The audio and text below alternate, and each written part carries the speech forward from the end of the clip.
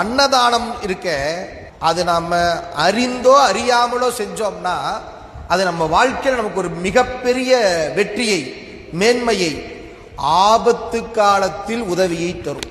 ஒரு வீடு வீடாக போய் சில பொருட்களை விற்பனை செய்கிற ஒரு சின்ன பையன், அவன் வீடு வீடாக போய் வியாபாரம் பண்ணிட்டு இருக்கிறான். அன்னைக்குன்னு பார்த்து அவனுக்கு சாப்பாடே கிடைக்கல. அதனால அவன் என்ன பண்ணா, அப்படியே ஒவ்வொரு வீடாக போனா. ஒரு வீட்டில் ஒரு சும்மா இருந்தாங்க, அவங்களும் ஏழை, பார்த்தாலே தெரியுது.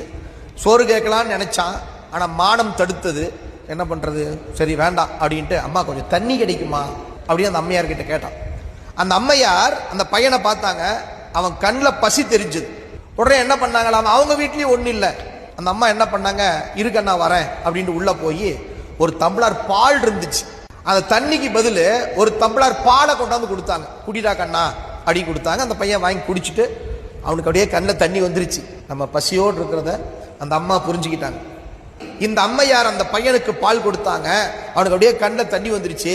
அம்மா நன்றி அப்படின்னா. உடனே அந்த அம்மா சொன்னாங்க, சிவசிவா அதெல்லாம் ஒன்றும் தேவையில்லைப்பா, இது இறைவனுடைய கருணை, போயிட்டு வா அப்படின்ட்டாங்க. உடனே அந்த பையன் போயிட்டான். காலம் உருண்டோடியது. கொஞ்ச நாள் கழித்து அந்த அந்த பையன் அப்படியே மெல்ல மெல்ல மெல்ல படிச்சு மிகப்பெரிய டாக்டராக மாறினான். அந்த அம்மையார் அந்த பையனுக்கு சோறு போட்டாங்க இல்லையா, அந்த அம்மையார் பார்த்தீங்கன்னா காலத்தால வயசாகி போய் ஒரு தீவிரமான ஒரு நோய், அந்த அம்மையார் ஹாஸ்பிட்டலில் சேர்த்தாங்க. அந்த ஹாஸ்பிட்டலில் இந்த பையன் டாக்டராக இருக்கிறான். இப்போ அவங்க அந்த அம்மா ஹாஸ்பிட்டலில் சேர்த்தியாச்சு.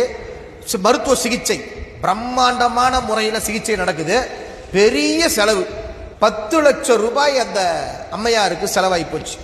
அந்த அம்மா டிஸ்சார்ஜ் ஆகிற நாள் பில்லு வருது. அந்த அம்மாவுக்கு பதட்டமாக இருக்குது, நம்மகிட்ட ஒன்றுமே இல்லை. விசாரித்த வரையில் பார்த்தா 5 லட்சம் 10 லட்சம்னு எல்லாம் சொல்கிறாங்க. நாம் எப்படி தரப்போகிறோம் தெரியலையே அப்படின்ட்டு அப்படியே பயந்துகிட்டே இருக்குது அந்த அம்மா. பில்லு கொண்டாந்து கொடுத்தாங்க. அம்மா என்னங்கம்மா பில்லு அப்படின்னாங்க. அந்த பில்லை வாங்கி அந்த அம்மா பார்க்குது, ஒரு டம்ளர் பாலுக்கு இந்த மருத்துவ செலவு சமம் அப்படின்னு எழுதிருக்கு. அந்த அம்மாவுக்கு ஒன்றுமே புரியல, என்னடா இது அப்படின்னு அது பார்த்துட்டு இருக்குது. அந்த பையன் டாக்டர் வரான். அம்மா வணக்கம், என்ன அடையாளம் தெரியலையா?